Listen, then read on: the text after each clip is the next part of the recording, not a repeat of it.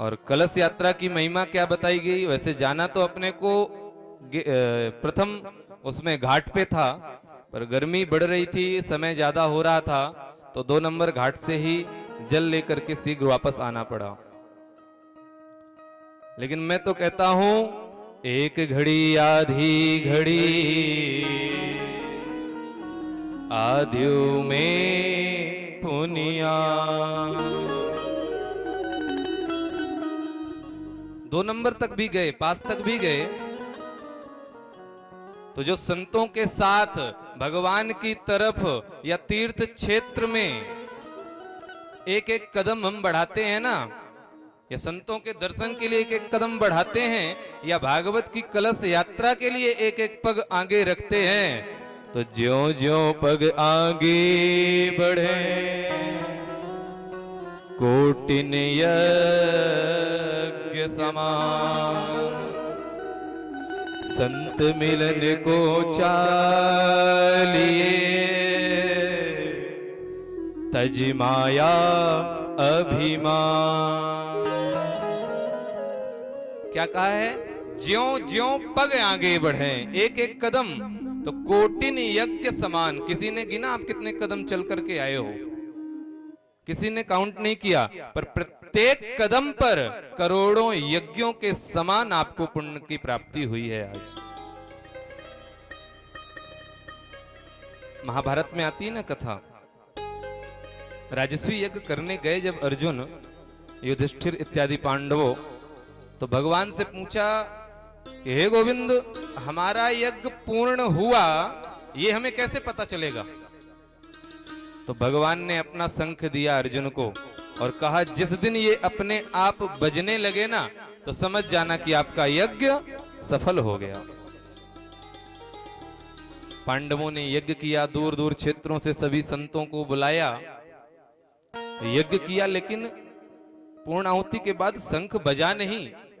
तो क्या भगवान ने झूठ बोला? भगवान की बात क्या मिथ्या थी कि शंख बजेगा? नहीं बजा। तो कहीं ना कोई त्रुटि अवश्य रह गई है। इस एक को दिखाने के पहले इन 3 का जवाब हमारे पास होना चाहिए।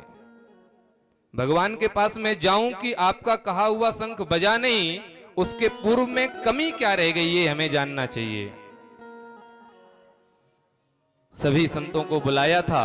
पास ही में एक सुपच्च वाल्मीकि नामक संत रहते थे। तो अर्जुन ने कहा, इनको क्या बुलाना है, वाल्मीकि हैं। लेकिन शास्त्र तो कहते हैं, जाति न पूछो साधु के, पूछ लीजिए ज्ञान। मार्केट में जाओगे आप खड्ग खरीदने, तलवार, तो म्यान को देख करके उसकी कीमत नहीं करोगे, तलवार कैसी है उसकी कीमत करोगे। मोल करो तलवार का, पड़ी रहने दो म्यान। संतों की कोई जाति नहीं होती, लेकिन पांडवों ने सोचा कि ये वाल्मीकि हैं, तो इनको क्यों बुलाऊं? तो भगवान ने कहा, बस यहीं पर त्रुटि रह गई तुम्हारी। जो तुमने संतों को इन दृष्टि से जाति और भेद में देखा है, तो क्या करें? बोले, अब जाओ, जाकर के उनको मना करके लाओ, तभी तुम्हारा यज्ञ सफल होगा। अर्जुन गए, अर्जुन को मना कर दिया कि पहले तुमको ध्यान नहीं आया था, सुर नर मुनि सब की यही रीति, स्वार्थ लाग करें सब प्रीति। आज यज्ञ सफल नहीं हो रहा तो मेरी याद आई, प्रारंभ में क्यों नहीं बुलाया? मैं ऐसी जगह पर नहीं जाता। पढ़ा होगा ना आप लोगों ने, पाठ आता था वो, कंचन वर्षे में, अब तुम चाहे सोने से वृष्टि करवा दो, पर तुम्हारे राज्य के अंदर मैं नहीं जा सकता। अर्जुन वापस आ गए। कारण क्यों नहीं गए? संत ने कह दिया, जिसने 1 करोड़ यज्ञ का पुण्य प्राप्त किया हो अपने जीवन में, उसके ही घर में जाता हूं। अर्जुन तो अंदर से हिल गए कि मैं तो अपना प्रथम यज्ञ करने जा रहा था और इनको बुलाया नहीं, और ये तो पहुंची हुई मूर्ति है जो कह रहे हैं कि 1 करोड़ यज्ञ। अर्जुन वापस आ गए, ये नहीं जाएंगे महाराज। निराश बैठे थे कि यज्ञ सफल नहीं हो रहा। पांचाली बोल पड़ी, एक बार हमें भी तो लेकर चलिए, मैं भी उन संतों के दर्शन करूं। संतों के दर्शन करने के लिए महाराज गई द्रौपदी और जाकर के प्रणाम किया, महाराज जी यज्ञ को सफल करने के लिए चलिए हमारे घर। संत जी ने कह दिया 1 करोड़ यज्ञ किए हैं क्या आपने? बोले अभी तो ये प्रथम ही यज्ञ होने वाला है। बोले तो जाओ, जिस दिन तुम्हारे 1 करोड़ यज्ञ हो जाएं उस दिन हमारे यहाँ पर निमंत्रण लेकर के आ जाना। तो द्रौपदी है ना, जो उनको परम विद्वान की श्रेणी में कहा गया है, तो जैसे ही संत जी ने करोड़ की बात की तो तुरंत द्रौपदी ने कह दिया कि जब शास्त्र और संत कहते हैं कि संत मिलन को चालिए तज माया अभिमान, कोई माया नहीं है, कोई अभिमान नहीं है, मैं अपने चरण दासियों को अपने सर पर रख करके आई हूं, सारे सुखों को त्याग करके आई हूं। और आप लोग तो कहते हो कि जब माया अभिमान नहीं होता और ऐसी परिस्थिति में ज्यों ज्यों पग आगे बढ़े कोटिन यज्ञ समान। अब ऐसी स्थिति में आप गिन लेना महाराज, मैं कितने पग आगे बढ़ा करके आई हूं, और एक पग पर अगर 1 करोड़ यज्ञों का पुण्य है तो लगा लेना आज मैंने कितने करोड़ यज्ञ कर लिए। बोलिए राधे राधे।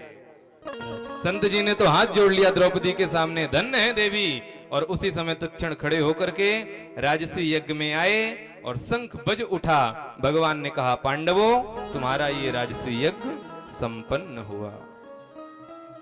अर्थात कहना मैं यही चाहता हूं कि आप लोगों ने जो कलश यात्रा आज की है तो करोड़ों करोड़ों यज्ञों का पुण्य आप लोगों ने प्राप्त कर लिया है।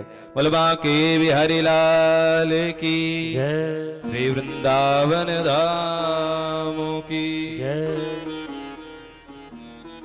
इस आयोजन की भूमिका बनते हुए लगभग 4 से 5 महीने हो गए। कई बार ऐसी स्थिति आई आयोजन होगा अथवा नहीं होगा, और हमारा प्रारंभ से ही प्रयास ये रहा कि अगर श्री राम वृंदावन में, देखो देश के कोने कोने में जगह जगह जाकर कथा तो करते ही हैं, लेकिन जहां से ये फल प्राप्त हुआ है, अगर इसी कर्म भूमि में हमें हमारी वाणी को पवित्र करने का अवसर मिलता है तो जैसे भी हो पाए, जैसे भी संभव हो, ये आयोजन होना चाहिए। तो इस आयोजन में जिन जिन महानुभावों का श्रमिक दान लगा हुआ है, एक बार उनके लिए बहुत बहुत साधुवाद। जोरदार उनका ताली बजा करके आप अभिवंदन करें। और समय अभाव है, इसी के साथ ही कथा यात्रा में प्रवेश करते हैं। आज भागवत कथा का प्रथम दिन है। कथा क्या है? अभी अगर रास्ते में इतने लोग चल रहे हैं, आप हर किसी को तो जानते नहीं हो, बड़े बड़े लोग भी जा रहे होंगे, नेता मंत्री भी जा रहे होंगे, आचार्य इत्यादि जा रहे होंगे, लेकिन जब तक उनकी महानता को आप सुनोगे नहीं तो पहचानोगे नहीं। तो वो कौन है, उनको जानने के लिए उनकी महत्ता को सुनना पड़ेगा। तो आज से विगत 7 दिन तक हम जो कथा श्रवण करेंगे, वास्तव में ये भागवत क्या है, इनकी महानता को सुनने के लिए आज हमको महात्म सुनना पड़ेगा। तो महात्म क्या है? अपनी महानता को रोड चलता व्यक्ति बखान तो नहीं करता जाएगा कोई कि मैं ये हूं, मैंने ये किया है, मैंने ऐसा ऐसा कार्य किया है। उसको किसी ना किसी के द्वारा सुना ही जा सकता है। तो ठीक इसी प्रकार से भागवत ने अपनी महानता नहीं गाई। पद्म पुराण ने 6 अध्यायों में भागवत की महानता बताई है। उन्हीं 6 अध्यायों के ये कथा महात्म के रूप में स्थित है।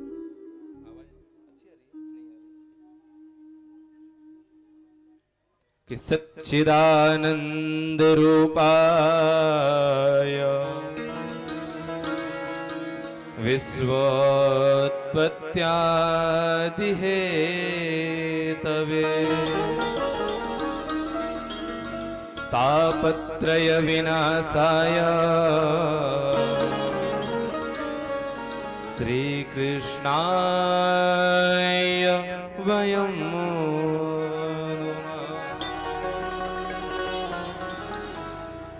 सर्वप्रथम हम कथा प्रारंभ करने से पहले किसको प्रणाम करते हैं? तो कहते हैं सच्चिदानंद रूपाय, सत चित आनंद स्वरूप जो हैं हम उनको प्रणाम करते हैं। करते क्या है भाई, ये कौन है? बोले हमारे नारायण जो तीन स्वरूप में व्याप्त होते हैं, रहते हैं, सत चित और आनंद, इनको हम प्रणाम करते हैं। तो क्या करते हैं ये तीनों स्वरूप में? बोले विश्वोत्पत्त्यादि हेतवे, विश्व उत्पत्ति इत्यादि, आदि का शब्द लगा हुआ है। क्या लगा है? विश्वोत्पत्त्यादि, आदि। तो केवल विश्व की उत्पत्ति ही नहीं, इसके अलावा भी कुछ करते हैं। तो क्या करते हैं? बोले नारायण जरा से गंभीर हो जाएं तो सृष्टि का सृजन हो जाता है, सृष्टि उत्पन्न हो जाती है। और थोड़ा सा अपनी नजरों को झुका करके अगर नारायण मुस्कुरा दें तो सृष्टि का पालन होने लगता है।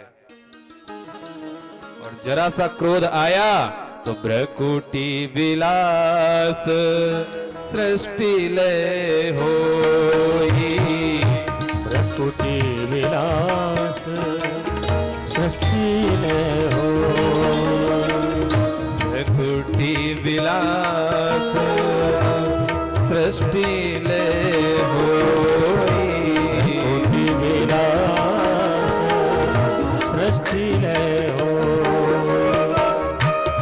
भ्रकुटी विलास सृष्टि लय होई, भ्रकुटी विलास सृष्टि लय होई, सपने हो संकट करैन सोई, सपने हो संगत करैन।